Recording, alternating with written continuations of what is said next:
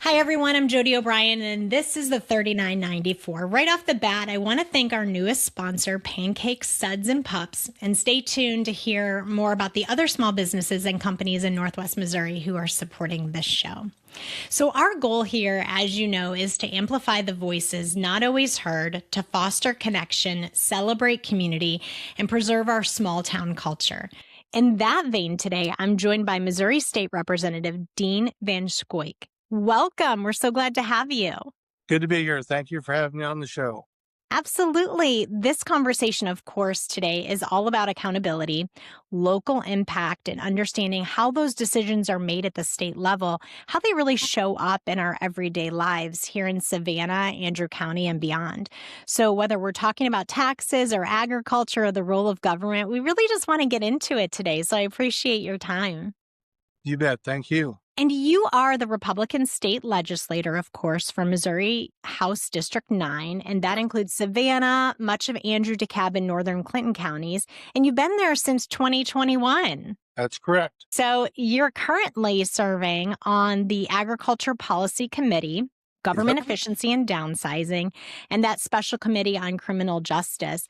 But beyond that, I want to know about who you are. I hear that you graduated from Savannah, so tell us a little bit about your story. Yeah, I am a 77 graduate from Savannah High School and 81 graduate from the University of Missouri Columbia with a degree in speech and communication. I went there with the idea of becoming a lawyer. After 3 years, I decided 4 years in college was going to be enough for me. And so I changed my focus back to coming back to the farm, which I intended to do anyway. And the last semester of my year, I was 3 hours short for graduation. And so I went to my advisor and said, if I do an independent study as an intern for my state rep, can I do a paper for you and for the poli-sci instructor and get 3 hours credit for both classes? He says, fine me if it is with your other instructor. And it was, so we did that. And so I asked Jim Russell, who was our state representative at the time, to be his intern. And he said, why do you want to be my intern? Jim had never had an intern before. I said, well, Jim, someday I might want to be where you are. He said, well, hell, you can shoot higher than that. He said, sure, you can be my intern. And so I spent Tuesdays and Thursdays, the spring of 81, at the Capitol, learning what the job of state representative was. And so then in 2020, I ran for state representative and was successful and have served ever since. That is such an amazing track to think about that. First of all, always the negotiator. Am I right? Look at you negotiating for graduation. Well, yeah, I mean, I had to have those extra 3 hours somewhere. So outside of the legislature, you are a farmer, as you said, but you're also a real estate broker. That's where those negotiating skills come in. And an auctioneer. Right, and an auctioneer. And you live in rural Andrew County. I do. You have a wife who's a former educator, right? And then two daughters who are public school educators. That is correct. And I hear you have some grandchildren. I do, 4 grandchildren. Our daughter Rachel has a boy and a girl, Levi and Kennedy. They're both at May Klein Elementary School, 4th grade and 1st. Now our son Andrew has sons Heath and Luke, who are also at May Klein, 3rd grade and 1st grade. That's amazing. Well, it's so interesting to talk to somebody who is from this area, whose family still resides here. I mean, this is where life is for you, but you're in Jeff City and you're serving your community, truly. And so I guess my first question here would be, what does a good term in office look like for you when your constituents reflect back on that? Well, it can be lots of different things. A good term as far as doing passing bills and that sort of thing. Yeah, you like to get your bills through. You like to help others get bills through. That's something I've been good at, helping others make their bill better in committee. And really, that's why our work is supposed to be done. When the first term I was there, the speaker told us don't worry if there's something you don't like in a bill, just pass it on and let somebody else worry about it. Well, that's kind of strange. And we passed some legislation that really wasn't very good legislation. We were all told, oh, we'll fix that in the Senate. Well, nothing gets fixed in the Senate. It dies in the Senate. If you don't have a good bill, they're not going to take it up.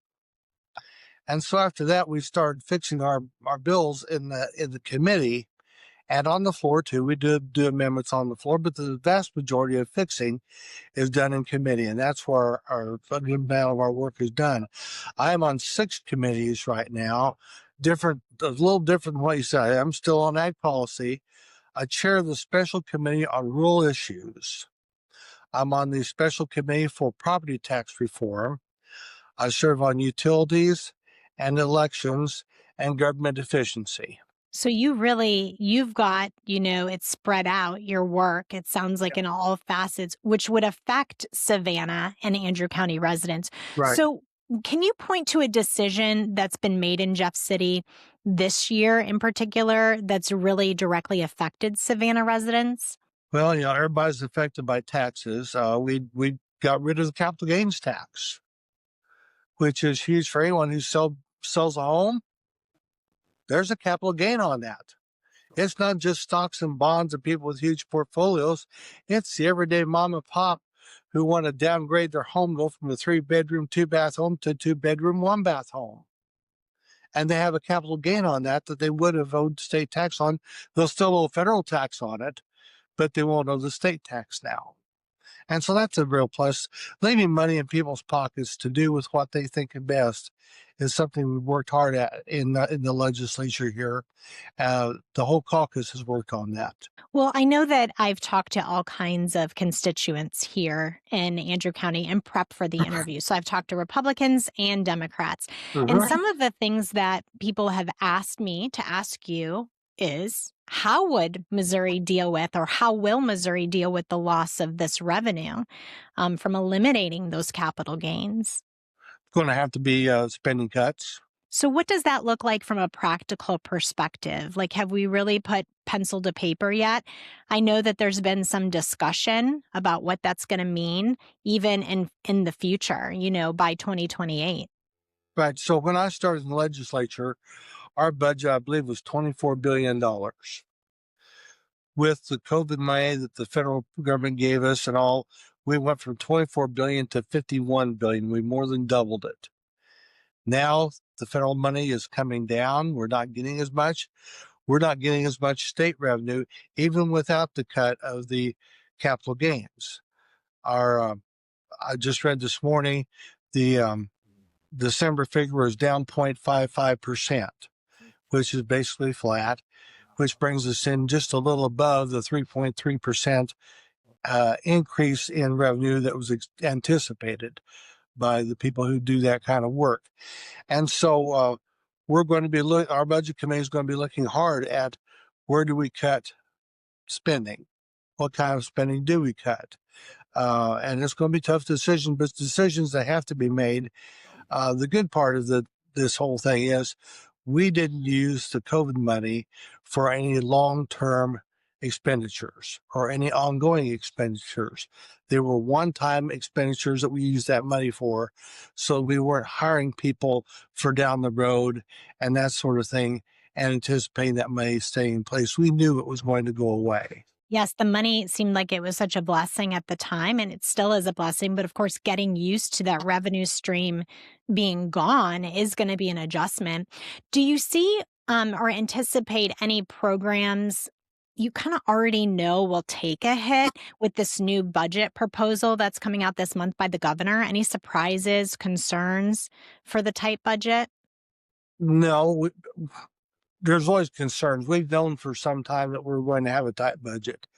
Matter of fact, the first year that we were in the legislature, a fellow Representative Terry Thompson, who's a banker as a profession, he got a bunch of us together and said, guys, he said, by the time we get out of here, we're going to have to cut spending. We're going to have to reduce the budget. He said, there's no way around it. The outlook for our revenue over a long haul doesn't support what we're doing right now. And he was right. And so we knew this was coming. It's just going to be a matter of who gets cut and how much and whether they're anticipating it or not. You know, me personally, as one of your constituents, there's things that, of course, my family is concerned about. And then there's other families that are concerned about things, that might be different. I know that your wife is a retired school teacher. Like I said, both your daughters are in public school teaching. So what are your thoughts on education cuts? And then further, public tax dollars, of course, going towards private education. That's a hot topic. Yeah. We have fully funded the foundation formula. We added money to that last year. Anybody who says that we cut funding for public education is not being truthful. We expanded the money for public education, as well as expanded the ESA program for people to take their children to private schools. You're going to see more and more of that. The thing we look at here, and I think the thing that everybody would look at, is that it's the parent's decision where their child goes to school. And it's up to the parent to educate the child if you get right down to it. They're supposed to be helping their child get their education. They're supposed to be helping with homework and helping make sure that they're getting the lessons they need and understanding their lessons. The teacher's there to teach the lesson and to help with all that, but the parent's supposed to be part of that too. And so the parents have a right to decide whether their child goes to the public school or the private school or the parochial school or whatever the choice may be that's available to them. And that education money going towards those private schools, do you have an opinion on that? I'm fine with it.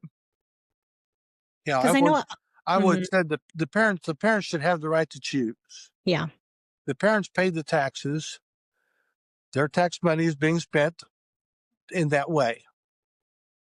It's so interesting because, as you know, there's such quite division in our country when it comes to right now, when it comes to people's opinions about, women's rights and education and gerrymandering and all of the things. How do you go about that when you have people come up to you at public events who disagree with you? That's one of your jobs as a politician, but how do you deal with that? And how do you represent everyone in that fair, even way in Jeff City? Okay, well, the first thing we have to be able to do is know who we're and where we're going. The second thing we have to be able to do is disagree with someone without being disagreeable. We can have a difference of opinion. That's fine. Perfectly legitimate. And your opinion may be different than mine, and that's fine. As I've said to a lot of people, I don't vote 100% with anybody. I bet there's nobody in this building that I voted with 100% of the time, because we all have different opinions. We all represent different districts. When I came to Jeff City, I got a really good piece of advice. I've handed down to every class of freshmen in the legislature as they came on. I was told the first thing you need to do is be yourself, because you're the person that people sent here to represent them. The second thing I was told was, when you vote your conscience first, your district second, and your party third. And that's what I do. I put my district above my party. I put my conscience above my district. And so I intend to sleep well at night, and I do. And I think that it's served the people of my district and the state of Missouri well to do that. Well, that's such an interesting perspective. I think we should probably send you to Washington to teach some lessons. Time to go, Dean. I don't think I went to do that place. Oh, man. Well, let's talk about one vote or position that you've taken. And this may be a hard question, but that you knew wouldn't be popular back here at home, but you believed it was still the right call. Have you had to make any of those tough decisions? Something wasn't popular at home, but you knew it was still the right call. I know, that's a tough one. It is a tough one, because I don't normally, like I said, I don't normally vote against my district. Right. There's not been much that I and this is just, I don't know, I see myself as being pretty representative of the district. Yeah. I'm rural, agrarian. I grew up in the district. I think most people in our district did grow up in the district. Certainly, we have people who've come into our district, and that's a good thing. But there's a lot of folks that grew up here and understand the agriculture and property rights, that sort of thing. So, This next one is really good. Rural communities often feel overlooked, as you know. So, what's something that you've pushed for that specifically benefits smaller towns like ours? okay. This summer, I was on the Special Interim Committee for Property Tax Reform. I am the only member of that committee from north of the Missouri River from a third-class county. So I felt it was important for me to represent our small counties in that committee. Yeah, we have some members from South Missouri who are from small counties, and they were very supportive and all. But we had a hearing in Macon, Missouri. We travel all over the state, and the one hearing we had in North Missouri was in Macon. And I made a point to inquire of a lady who was the county collector from Knox County, a county of just 4,500 people, about what they have in their county and what people think of their taxes. Because by and large, yeah, there are folks who think they're overtaxed here, but by and large, we don't think that. And truly, our assessments on our residential properties are pretty low compared to what the state tax commission says it should be. But we all have fire districts and ambulance districts and libraries and schools and maybe the Senate Bill 40 board that rely on our counties that rely on property tax. Those taxes are all voted on at the local level. It's not, to me, the place of the state government to say you can no longer have property tax. It's up to the people of the localities to decide whether they have property tax or not. If they want to get rid of it, they can certainly get a petition up and go to their county commissioners and get it put on the ballot to do away with it if they want to do that. But we all realize that those taxes pay for our schools and our fire departments and our ambulance boards and our Senate Bill 40 boards, our libraries, and we want those things.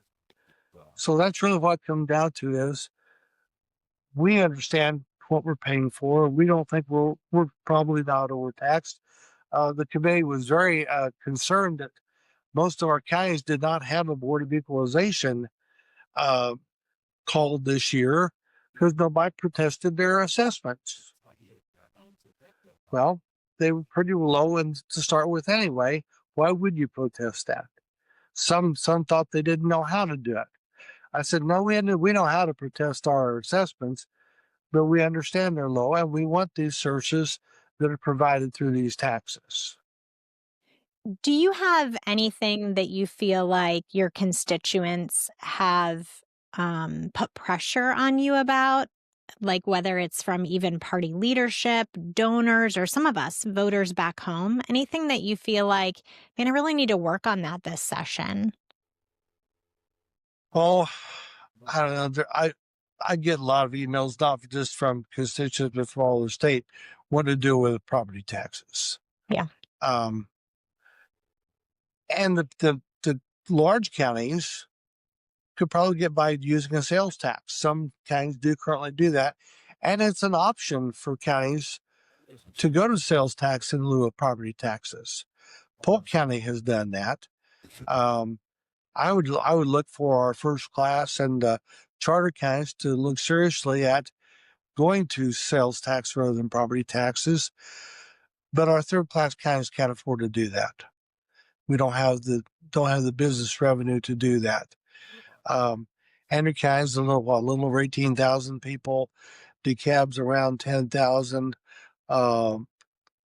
Clinton's around 10,000 or so. We've got counties like Worth that have less than 2,000 people in them. Mm-hmm. It's got to be a county by county decision. It sounds like it has to be a county by county decision. It can't be a statewide. No, you can't do this.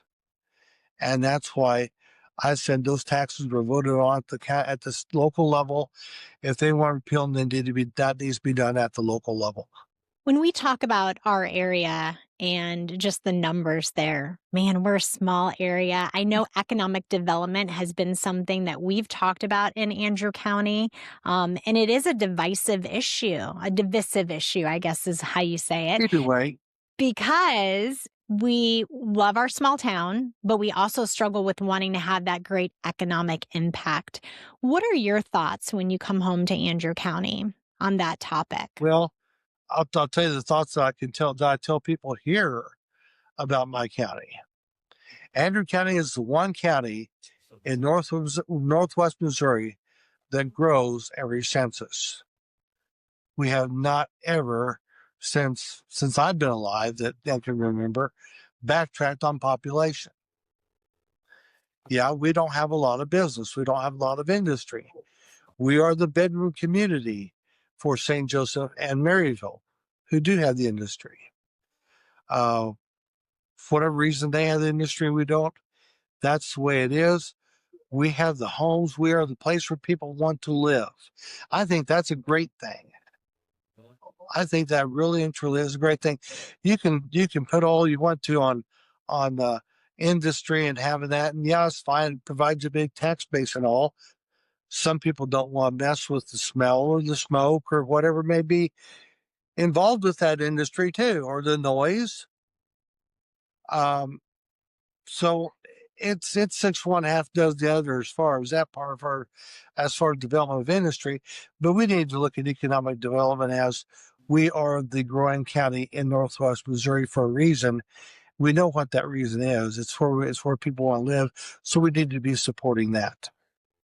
You know, I know maybe you had a chance to look at the issue and maybe even hear the interviews that I did about the ambulance district and how we're going to end up putting that on the ballot, see if we can get the 911 system covered by tax dollars. Something like that. I know that was one thing that came up was if we had more, business and industry here in Andrew County, we could afford to do the things we want to do. What were your thoughts kind of on that issue where we were kind of almost like trying to figure out where to get the money from to make sure that we meet our needs? Well, first of all, the money's there. It's been there all along. It's been spent all along. A change has been made in the way the county commissioners and the county look at the 911 dispatching. They believe they should be asking for more money from not only the ambulance board, but from our rural fire districts. And that's where I heard the most feedback on this was from our rural fire districts. I stayed out of that discussion as much as possible because I wanted them to try to figure it out. And I think they have. They decided to go to the county commission and ask for it to be put on the ballot. And that's the right thing to do. The people can decide what they want to do in that regard, and we'll go from there. We'll see what works and what doesn't work. So it's the way government works. It's the way it's supposed to work. It was the people interesting. get to decide. Yeah, it was interesting to go through that with our community and to get to see both sides and see how they work together to create a solution. It was actually pretty inspiring to see that process play out because that's not what we traditionally see on the news. Right. We see a lot of disagreement. We don't see communities coming together to try to solve a problem in the way that they did with discussion. Right. So I was happy to cover that And story. they had good discussions from what I understand. I've heard from the commissioners, I've heard from the fire chiefs, and I think both are pleased that it's going to be on the ballot and the people are going to decide the issue. Absolutely. And that's really what should happen.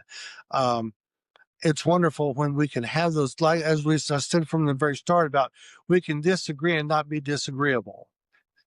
That's what's happened here. They've had a disagreement. They're not mad at each other by any means. They found a solution that lets the people decide whether to do this solution or not. We'll find out what the people decide. It was definitely a moment of pride, I think, for our community. So I have to ask you about ag. Obviously, we're an agriculture community. Tell me about some of the issues you hear about from farmers. Well, high inputs and low prices on commodities, grains. Um, we're very happy. If you're a cattleman, you're very happy right now. We've got the best cattle prices we've ever had. Cattle are doing very well as sheep are well, and goats and the like. The livestock industry is it's almost a flip flop from what it used to be. I remember not too long after I got out of college, my college roommate came and visited us. He was going for his master's in ag science, and he said, he said, nearly everything you do on your farm, you do so you can have cattle. Well, now it's very much the opposite. We have cattle that support our grain farming because our inputs are so high and our cash grains are so low. Um, Markets are a funny thing. Uh, we've had record yields in Northwest Missouri the last 4 years. This year for us was off a bit. I think it was for most folks. Still good yields, but off a bit from those record yields.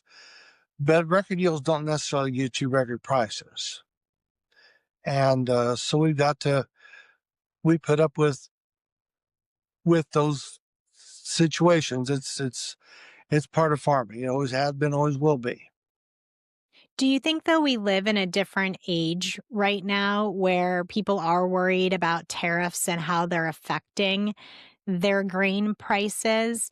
And is that something that you hear about? Do you get an email or two about that every now and then? Once in a great while, not a lot. Um, we've had tariffs in the past, and to be right honest, a lot of the tariffs that President Trump proposed were to bring the other countries to negotiation, and it did, for the most part. Yeah, we have a few tariffs, but even with the tariff with China, they finally decided to come along and buy soybeans from us. Made a huge purchase, which did help the market a bit at that time. Um, Tariffs aren't the only factor in grain markets. I think the things that happen here in our country have a much bigger effect than tariffs do. Tariffs are an easy scapegoat for us to hang our hat on because it's something we can see and say, "Oh, we didn't do that; somebody else did that." But it is all part of the equation now. Absolutely.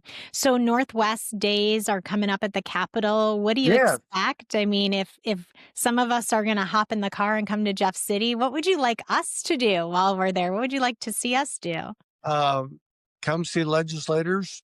Not, of course, come see us, but come see other legislators as well. I love to tell the story of Great Northwest Days because, and I credit Senator Hagman with helping start that. I think it was probably his idea. It is to me the premier event in Jefferson City every year. Um, Legislators love it. We feed them a big meal. We have the ballroom there at the Capitol Plaza where every county that wants to be there or city has their booth and telling their story to the legislators. So that when I come before a committee and with a bill, I say, I'm Dean VanSchoiack from the 9th District in Missouri's Great Northwest, they know what we're talking about. Because otherwise they wouldn't. They wouldn't have a clue. Other portions of the state try to copy us. They're shadows at best of what we do. It's been very successful in the Capitol. The legislators truly understand because of the people coming to us to the Capitol for Great Northwest Days what Northwest Missouri is about and who we are.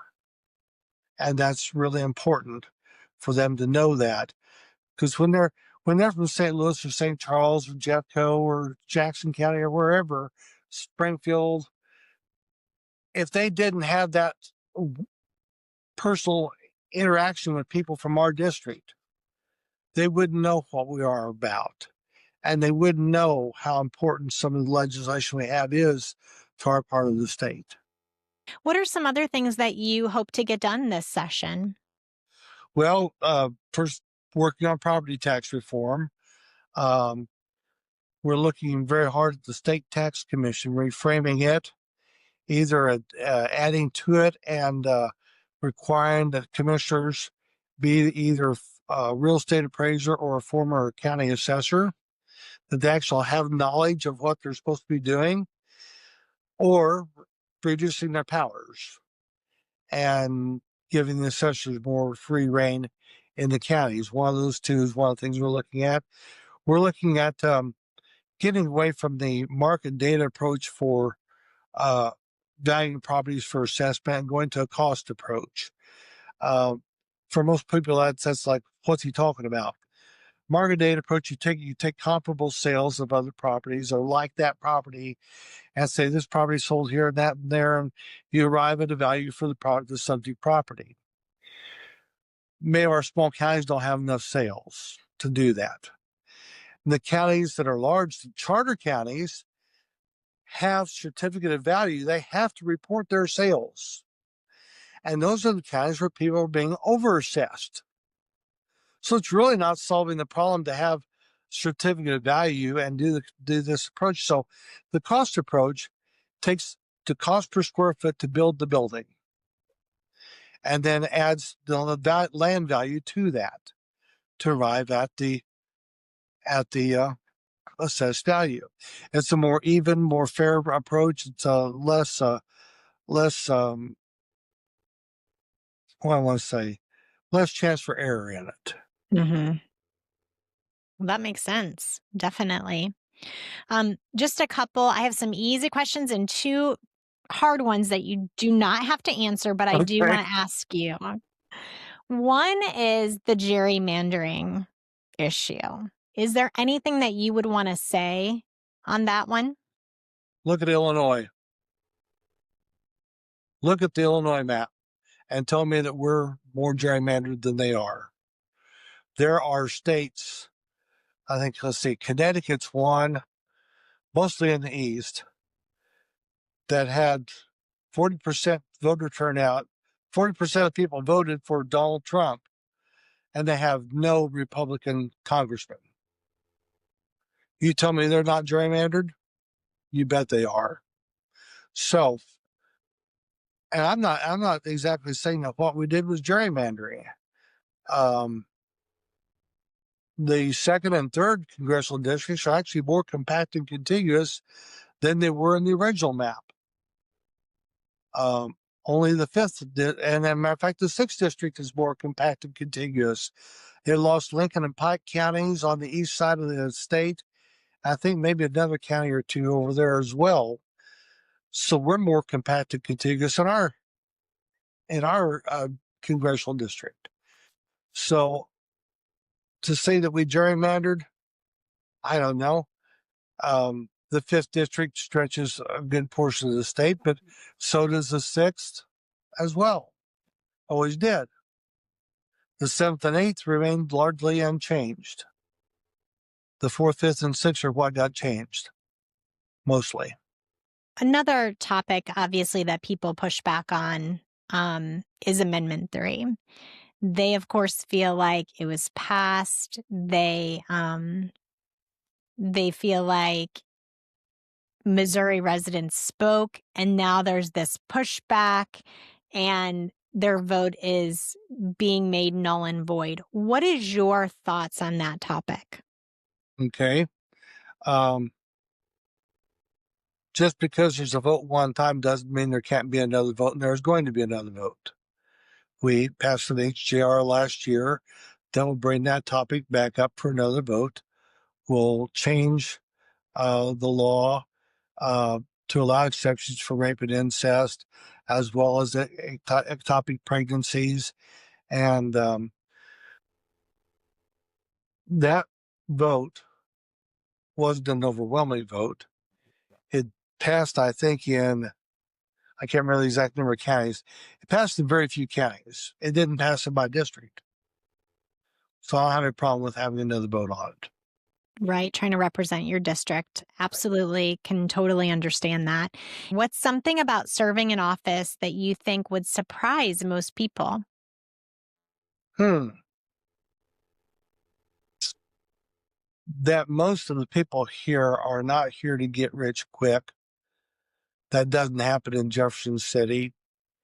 Yeah, it happens in Washington, D.C. You see it every day, such as people like AOC who come to town with only almost nothing. Now they're multimillionaires. We don't have that happen in Jefferson City. If it does, something's wrong. The real enjoyment of the job, and the thing I learned in '81 when I was an intern and still hold true today is, yeah, it's important voting on bills and making laws, but the really important thing is helping your constituents when they're having a problem with the state government. I remember when I was interning for Jim Russell, he took a phone call from Mary Barnes, who was our county treasurer at that time. Jim was a Democrat, Mary was a Republican. And I heard Jim say, "Yeah, Mary, yeah, okay. Yeah, I'll look into that and get back to you." And Jim said, he said, "Do you know who that was, right?" I said, "Yeah, it's Mary Barnes." He said, "Do you know she's a Republican, right?" I said, "Right." He said, "That doesn't make any difference. She's one of my office holders in my district, and I'm going to go to bat for her." He said, "I don't care if anybody calls what their politics are. If they're my constituent, I go to bat for them, and that's what I do. When somebody calls, I don't care what their politics are. It doesn't matter. If you're having a problem with the state government, give me a call. Let me know. I'll do my best to help out." So, if someone is skeptical about politics, why would you tell someone they should still care enough to vote? Because if you don't vote, you're allowing other people to make your decisions for you. Simple as that. Simple as that. And I've always said to uninformed people, if you're uninformed and you don't feel like you should vote, maybe you ought to stay home. An informed vote is more important than a wrong vote. Right. Right. Well, Representative Dean, we had such a good time talking with you today. Is there anything that I missed that you feel like you'd like to get out there? You want Andrew County people to know? Oh, there's going to be some stuff coming up here in the future. I'm running right now for assistant majority leader in the House, and looking forward to doing that, being in the leadership in the House. I do run the dais usually once or twice a week and enjoy doing that very much.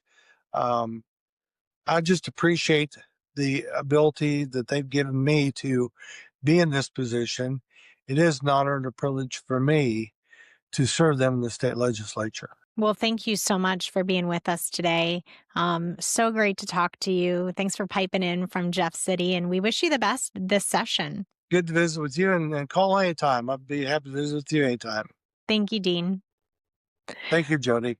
This episode was brought to you by United Fiber, enhancing the rural way of life through fiber. North Central Missouri College, the new Savannah campus provides easy, centralized, and affordable access to higher education for all, including underserved areas in Northwest Missouri. And Gina's Cafe and Catering, from meal kits to Monday fried chicken nights, catering events, and classes. Check out Gina's site in the show notes. Edward Jones, Jason Sarsney, for all your financial planning needs right here in Savannah. Scooter's Coffee. Morning, noon, or night, they've got your caffeine needs covered. We'd also like to thank the Bunker Club. It's a unique indoor golfing lounge combining year-round golf with luxury comfort. A great place to practice your swing and to find friends. Greater Than Financial. Live a life greater with intentional financial planning. And Hair by Morgan. Morgan is our episode sponsor this week. Check out the link in the show notes to book an appointment. Tune in next week for another episode of the 3994. Until next time.